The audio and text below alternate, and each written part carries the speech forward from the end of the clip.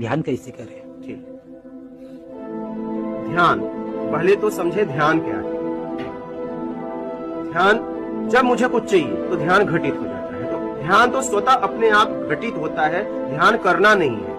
ध्यान स्वाभाविक घटित हो रहा है। ध्यान को समझना है घटित कहाँ हो रहा है। जो मुझे चाहिए उस पे ध्यान घटित हो जाता है। जैसे मुझे भोजन चाहिए, ध्यान कहाँ चला जाता है? भोजन पे। भोजन को मिल गया तो ध्यान कहीं और चला जाता है। हमारी जरूरतों में ध्यान घूम रहा है। आप समझ रहे हैं? ध्यान तो हर वक्त घटित हो रहा है, हर समय घटित हो रहा है। कहाँ हो रहा है? इच्छाओं।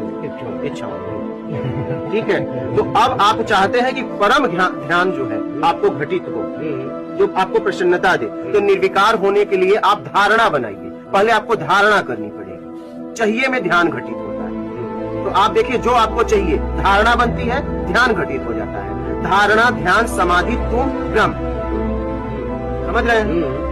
तो आप जो है निर्विकार होने के लिए धारणा बनाइए कि मैं छल कपट चोरी बेईमानी चापलूसी मकारी धोखा पाखंड से कैसे मुक्त हो जाऊं। जब इसके लिए आप पक्की धारणा बनाएंगे तो ध्यान उसमें घटित होगा और अपने आप धारणा, ध्यान, समाधि, तुम ब्रह्म अपने मैं तक पहुंच जाएगा।